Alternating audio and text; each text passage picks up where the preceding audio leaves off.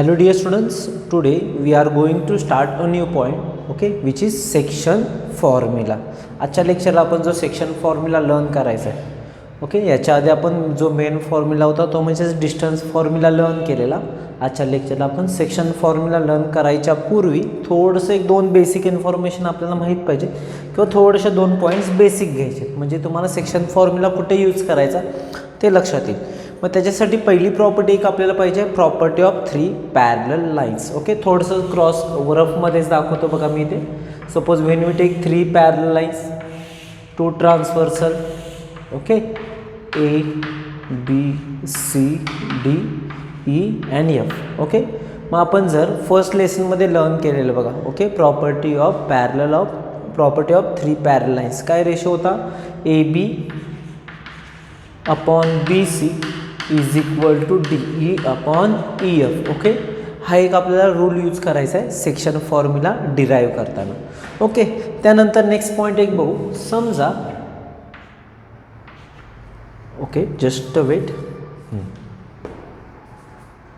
Suppose हा सेग A बी आहे, okay, आणि समजा हा मी पॉईंट पी घेतला आणि फॉर एक्झाम्पलसाठी ए पी 4 असेल आणि पी बी 6 असेल. तर मला या दोन्हीचा रेशो घ्यायचा असेल, म्हणजे जर A P upon P B is equal to काय येणार बघा, 4 upon 6, that is equal to 2 2s are 4, 2 3s are 6. Okay, that is A P upon P B is equal to 2 upon 3 और 2:3. आता याचा मिनिंग काय होतो, तर पॉईंट पी हा जो काही पॉईंट पी आहे हा सेग ए बीला 2:3 रेशोमध्ये डिवाईड करतो. मान्य इथं 4 आणि 6 जरी असलं तरी त्याचा जो ज्यावेळी तुम्ही रेशो घेणार त्यावेळी जे का फायनल आन्सर जी इथं तुम्हाला मिळणार आहे सिम्पलेस्ट फॉर्म, ओके, म्हणजेच तो काय होणार आहे, it is a ratio that is point P divide seg A B in the ratio 2:3. काय आलं का बघा. पहिला आपल्याला एक रूल बघितला, प्रॉपर्टी ऑफ 3 पॅरलल लाईन्स, जो ऑलरेडी तुम्हाला झालेला आहे, हे बेसिक आहे. ओके, याचा मिनिंग काय होतो, point P divide seg A B in the ratio 2:3. म्हणजे थोडक्यात ए पीचा 2 पार्ट आणि पी बीचा 3 पार्ट्स अशा पार्ट्समध्ये तो डिवाईड करतो.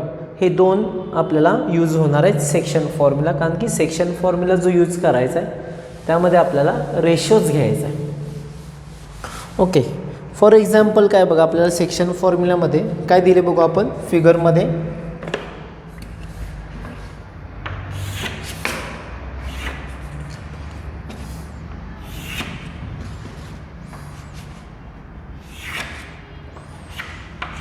त्यामध्ये जर तुमच्या लक्षात आलं असेल की पेज नंबरवर हा x dash x axis, Y dash Y axis, okay, that is why Y dash. Okay, त्यानंतर एक सेगमेंट घेतले बघा आपल्याला ए बी आणि हा पॉईंट पी. ओके, त्यानंतर गिवनमध्ये काय दिले, हा जो काय पॉईंट पी आहे, पॉईंट पी आता जसं एक एक्झाम्पल बघितलं तसंच आपल्याला बघायचं आहे. जो काय पॉईंट पी आहे तो सेग ए बीला इन द रेशो m:n मध्ये डिवाईड करतो. म्हणजे थोडक्यात रफली लिहायचं झालं तर A P upon P B is equal to m/n. Okay, A P upon P B is equal to m/n. थोडक्यात ए पी एम आणि पी बी एन असं धरून चालू. मग आपल्याला समजा एचे कॉर्डिनेट दिले, दॅट इज x1 y1 आणि हा x2 y2, आणि आपल्याला पी चे कॉर्डिनेट फाइंड आउट करायचं, दॅट इज xy. ओके, आपल्याला xy चे व्हॅल्यू फाइंड आउट करायचे आहे.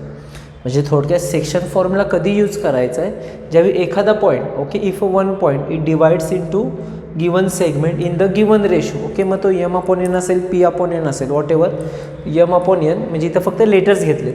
Okay, so if the point divide seg A B or given segment, इथं ए बी सेगमेंट आहे, तिथे कोणतेही सेगमेंट असू शकते, okay, in the ratio m:n, then we have to use section formula to find the coordinate of point P. म्हणजे आपल्याला पीचे coordinate find out करायचे, म्हणजे थोडक्यात आपल्याला एक्स आणि वायची व्हॅल्यू फाइंड आउट करायची आहे. पण ती डायरेक्ट निघत नाही, कारण की x1ची y1ची व्हॅल्यू वेगळी आहे, x2 y2ची व्हॅल्यू डिफरंट आहे. ओके, हा रेशो दरवेळी वेगळा असू शकतो. ओके, m:n मध्ये डिवाईड करतो, that is A P upon P B आपल्याला काय दिलं, m/n. पण आपल्याला एक्स आणि वायची व्हॅल्यू काढायची असेल तर बघा आपण जो प्रॉपर्टी ऑफ 3 पॅरलल लाईन्ससाठी एक ते कन्स्ट्रक्शन करावं लागेल. समजा मी इथून एक कन्स्ट्रक्ट केलं, ऑब्वियसली समजा हा पॉईंट घेतला मी सीचे कोऑर्डिनेट काय होणार बघा, हा x1 तर कॉमन राहील आणि त्याचा y coordinate 0 because on the x axis y coordinate is always 0. त्याचप्रमाणे जर समजा मी इकडून एक परपेंडिक्युलर ड्रॉ केली, ओके, इकडून एक परपेंडिक्युलर, इथून एक परपेंडिक्युलर, समजा हा क्यू घेतला, त्याचा कोऑर्डिनेट काय होणार, हा x आणि हा 0. ओके, त्यानंतर बी वरून ड्रॉ केली परपेंडिक्युलर लाईन, इथे काय होणार बघा, हा x2 अँड 0. ओके, सो आपण कन्स्ट्रक्शनमध्ये काय केलं, ए आणि पी आणि बी पासून रिस्पेक्टिवली परपेंडिक्युलर सेगमेंट ड्रॉ केले, कुणाला, ऑन एक्स ॲक्सिससाठी. ओके, आता सी क्यूचं डिस्टन्स काय येणार बघा, सी आणि Q on the X axis आहे, पहिलाच पॉईंट होता या लेसनमधला. Okay, that is C Q किती येणार, x मायनस x1 आणि हा जो काय क्यू डी आहे तो किती होणार बघा, x2 minus x. C Q तुमचा येईल x मायनस x1 आणि क्यू डी येणार आहे x2 minus x. Okay, x2 greater असणार कारण की जो राईट साईडला असेल तो ग्रेटर, त्यामुळे x2 मायनस x1 आणि x मायनस x1 या दोन्हीचं डिस्टन्स आलं.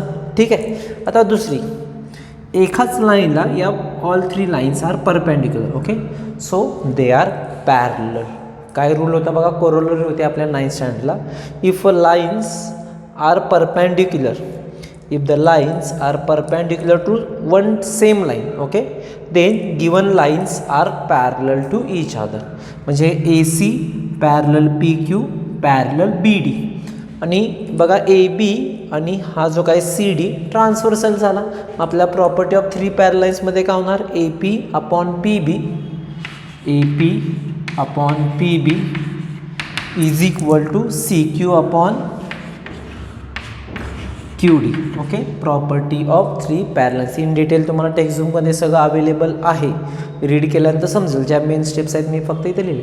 पण AP अपॉन PBची व्हॅल्यू किती आहे बघा, m upon n is equal to CQची व्हॅल्यू आपण इथे काढले x मायनस x1 अपॉन QDची value x2 minus x. Cross multiplication केल्यावर काय होईल बघा, m into x2 minus x is equal to n into x minus x1. काय करू, सगळ्या टर्म्स व्यवस्थित सॉल्व करून घेऊ. mx2 minus nx minus nx1. Okay, mx2 as it is, minus nx1 इकडे आल्यामुळे प्लस nx1 होईल, is equal to minus mx इकडे गेल्यामुळे plus mx plus nx as it is. Okay, म्हणजे फक्त आपण काय केलं, टर्मची आदला बदल केले. Minus mx goes here to becomes plus mx and minus nx1 comes here to becomes plus nx1. यामध्ये कॉमन काय येतं का, नाही, ॲज इट इज राहील. mx2 plus nx1 is equal to, या दोन्हीमधून कॉमन जर बघितलं असेल तर आपल्याला x कॉमन येतो, m प्लस n. ओके, हा जो काय m प्लस n ब्रॅकेट मल्टिप्लिकेशनमध्ये आहे, इकडं आल्यानंतर डिव्हिजनमध्ये जाणार. Therefore mx2 plus nx1 upon m plus n, इथे व्हॅल्यू राहिलं काय, x. म्हणजे थोडक्यात आपल्याला जर xची व्हॅल्यू फाइंड आउट करायची असेल तर कोणता फॉर्म्युला यूज करावा लागेल, mx2 plus nx1 plus m plus n हा फॉर्म्युला. ओके, त्याचप्रमाणे आता वायसाठी पण आपल्याला प्रिपरेशन करायची गरज नाही, मी डायरेक्ट लिहितो बघा. फक्त काय चेंज होतं, x2च्या ठिकाणी तुमचं इथं y2 आणि x1च्या ठिकाणी इथं y1, बाकी काही चेंज नाही. म्हणजे वायसाठी फॉर्म्युला काय होणार, my2 plus ny1 upon m plus n. म्हणजे थोडक्यात आपल्याला सेक्शन फॉर्म्युला मिळाला बघा, x is equal to mx2 plus nx1 upon m plus n. x2 म्हणजेच याचे कॉर्डिनेट, x1 म्हणजे पहिल्या पॉईंटचे कॉर्डिनेट, m म्हणजेच हा पार्ट जो दिला आहे तो, PB म्हणजे n म्हणजेच इकडचा पार्ट जो दिला आहे तो, आणि या दोन्हीचे addition is equal to x. Same as it is वायसाठी my2 plus ny1 upon m plus n. Okay, हा झाला तुमचा सेक्शन फॉर्म्युला. आता सेक्शन फॉर्म्युला कधी यूज करायचा सांगितला मी, if the point divides given segment in the ratio m:n, then find out the coordinate of that point. म्हणजे to find the coordinate of point whose divide given segment in the ratio m:n. म्हणजेच आपल्याला बघा मराठीत पण सांगतो, हा जो काही एखादा पॉईंट एखाद्या सेगमेंटला जर डिवाईड करत असेल m:n रेशोमध्ये, मग त्या पॉईंटचे कोऑर्डिनेट फाइंड आउट करण्यासाठी आपण कोणता फॉर्म्युला यूज करणार आहे, सेक्शन फॉर्म्युला. म्हणजे या पॉईंटचे कोऑर्डिनेट फाइंड आउट करण्यासाठी x = mx2 + nx1 / m + n and y = my2 + ny1 / m + n. सगळ्या डिटेल्स तुम्हाला टेक्स्टबुकमध्ये दिलेत सेक्शन फॉर्म्युला. एक्झामला विचारत नाहीत सेक्शन फॉर्म्युला कसा डिराईव्ह केला, फक्त आपल्याला एक्झाम्पलसाठी यूज करायचा, पण माहीत पाहिजे आपल्याला तो कसा आला किंवा का आला. ओके, किंवा कुठे यूज करायचं हे माहीत पाहिजे. अदरवाईज मी डायरेक्ट सांगितलं असतं तर तुम्हाला काहीच कळलं नसतं. ओके, सो x = फॉर्म्युला काय आले, तुम्ही जर एकदा डिटेलमध्ये यूज केला तर पेज नंबर 109वर जी लास्टच्या लाईन्स आहेत. Okay, therefore coordinate of point which divide the line segment joining the points a x1 y1 and b x2 y2 in the ratio m:n, then r m म्हणजे x म्हणजेच actually हा कोऑर्डिनेटची value आहे. Okay, आणि वायची value that is my2. ते सगळं तुम्हाला डिटेलमध्ये तुम्ही लिहू शकता, फक्त फॉर्म्युला लिहिला तरी सफिशियंट आहे. ओके, त्यानंतर जो नेक्स्ट येतो बघा थेरम सेक्शन फॉर्म्युल्यानंतर, तो म्हणजे आता ॲक्च्युली सेक्शन फॉर्म्युल्याचा सब फॉर्म्युला म्हणला तरी चालेल, कारण की सेक्शन फॉर्म्युला यूज करूनच आपल्याला तो नेक्स्ट फॉर्म्युला डिराईव्ह करायचा आहे, तो म्हणजेच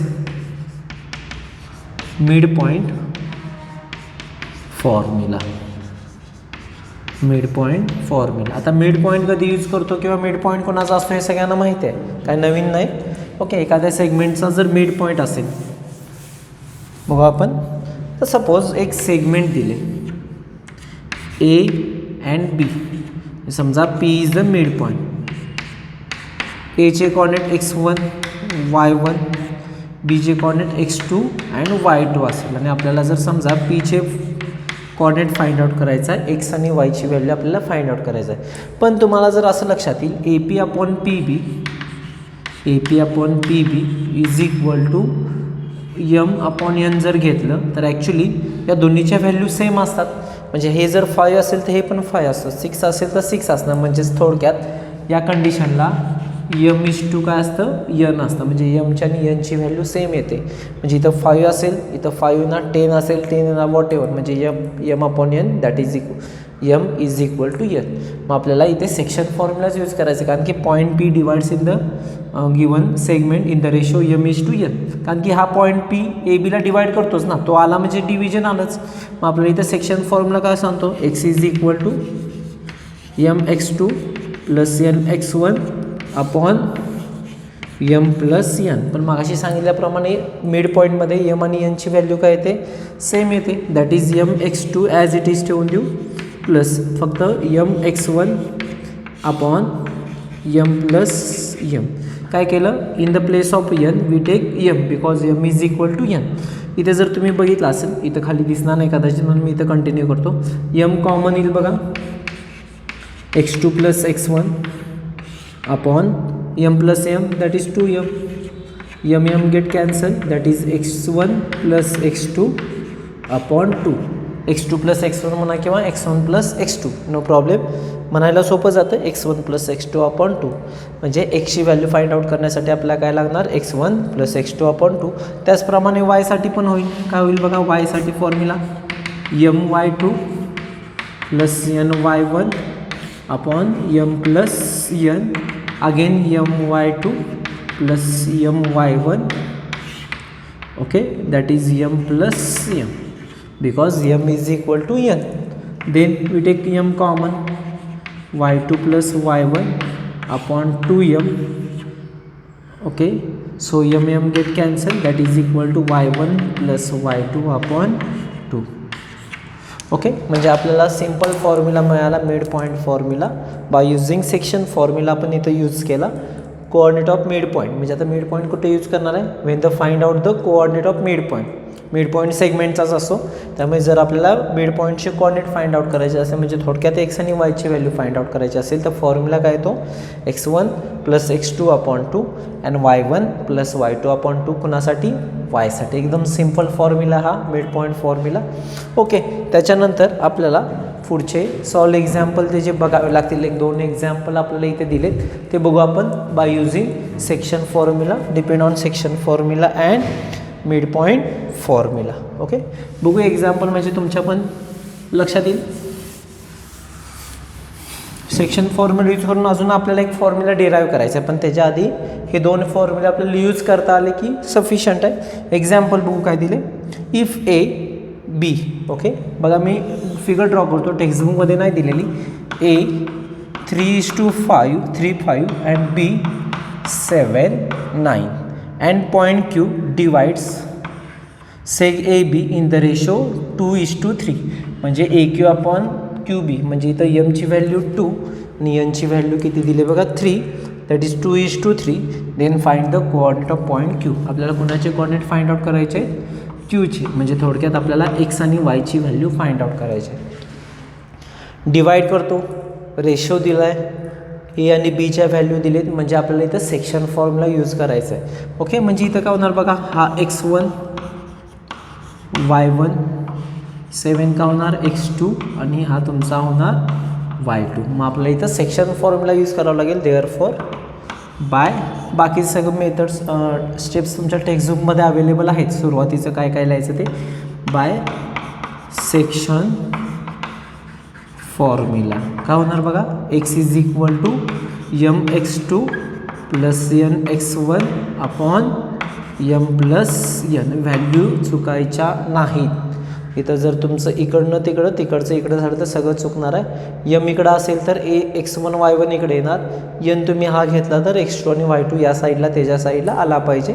ओके, व्हॅल्यू यमची व्हॅल्यू किती येणार बघा, ही यमची व्हॅल्यू आणि तुमची यनची व्हॅल्यू दॅट इज यम म्हणजेच किती येणार 2 इन ब्रॅकेट. x2ची व्हॅल्यू किती आहे बघा 7 प्लस यनची व्हॅल्यू 3 इंटू x1ची व्हॅल्यू 3 बघून व्यवस्थित लिहायचं आहे अपॉन 2 प्लस 3 किती होईल बघा, 7 टू जर सिम्पल कॅल्क्युलेशन आहे 14 plus 9 upon 5 that is equal to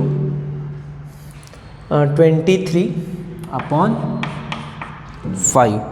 23 upon 5 it is enough, not necessary you have to find out the decimal point. Then y is equal to my2 plus ny1 upon m plus n. Okay, पुन्हा एमची value तेच येणार, फक्त इथल्या value या 2 value फक्त change होतात, बाकी सगळं ॲज इट इज राहील यासाठी. मग y2ची व्हॅल्यू बघा इथे 9 आणि y1ची व्हॅल्यू 5. ओके, पुन्हा 9 टू जर 18 plus 15 upon 5 that is addition केली तर 33 upon 5. Therefore coordinate of point Q are काय होणार बघा 23 अपॉन 5 अँड 33 अपॉन 5. सिम्पल आहे, फक्त आपण जसं डिस्टन्स फॉर्म्युलामध्ये व्हॅल्यू सबस्टिट्यूट करत होतो इथं पण आपण तेच केले, फक्त सेक्शन फॉर्म्युला कधी यूज करायचा ते तुमच्या लक्षात आलं पाहिजे. ज्यावेळी m:n रेशो असा दिलेला असतो त्यावेळी तुम्हाला डायरेक्टली ऑब्वियसली तुम्हाला काय करायचं, आपल्याला सेक्शन फॉर्म्युला यूज करायचा, बाकी कुठं तसा फॉर्म्युला नाही आपल्याला. ओके, त्यानंतरचं नेक्स्ट एक्झाम्पल मिड पॉईंट संदर्भात असेल. Find the coordinate of point P, the P is the mid point, P is the mid point of seg A B that is A P is equal to P B. A is equal to -4 and B is equal to 6 याचे तर answer एकदम simple oral येतं तसं जर करायचं झालं तर. Okay, आपल्याला पीचे कोऑर्डिनेट म्हणजे मिड पॉईंटचे कोऑर्डिनेट फाइंड आउट करायचं म्हणून तो काय होणार एक्स आणि वाय, ज्याचे हा काय होणार तुमचा x1 y1 x2 y2. Okay, so by mid point formula, mid point formula आपल्याला काय करायचं आहे, x is equal to simple. जर वर्डिंगमध्ये इथं वर्डमध्ये थोडंसं लक्षात ठेवता येत नाही, डिस्टन्स फॉर्म्युला येत होता वर्ड्समध्ये शब्दामध्ये, हा पण एकदम सिम्पल आहे. एक्स कोऑर्डिनेटची ॲडिशन डिवायडेड बाय 2 म्हणजे काय होणार x1 plus x2 upon 2. x1ची value किती आहे बघा -4 plus 6 upon 2 that is equal to 2 upon 2 that is equal to 1. Okay, आणि वायसाठी काय होणार वाय कोऑर्डिनेटची addition that is y1 plus y2 upon 2 that is equal to y1ची value 2 +2/2 that is equal to 4/2 that is equal to 2.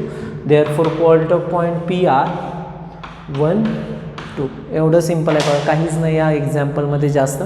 फॉर्म्युलामध्ये फक्त आपण value substitute केलेत, x1 y1 x2 y2 व्यवस्थित मानावं लागेल इथं, कारण की डिस्टन्स फॉर्म्युलामध्ये एवढा काय प्रॉब्लेम नव्हता x1 y1 संदर्भात.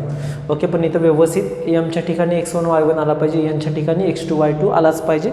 जर तुमचं इकडं तिकडं झालं, म्हणजे समजा x1 झालं प्लस x2 आलं, तसं जर झालं तर तुमचं पूर्ण एक्झाम्पल रॉंग होणार आहे. त्यामुळे कंपल्सरी x2च आलं पाहिजे, दुसरं आलं तर पूर्ण चुकणार. इथं काय प्रॉब्लेम नाही, x1 + x2 म्हणा किंवा x2 + x1 म्हणा, ॲडिशनमध्ये काय जास्त रूल आपल्याला काय प्रॉब्लेम येणार नाही मिड पॉईंटसाठी. ओके, त्यानंतरचा जो फॉर्म्युला आहे तो सेंट्रॉइड फॉर्म्युला, तो पण आपल्याला सेक्शन फॉर्म्युलाचा यूज करूनच फाइंड आउट करायचा आहे.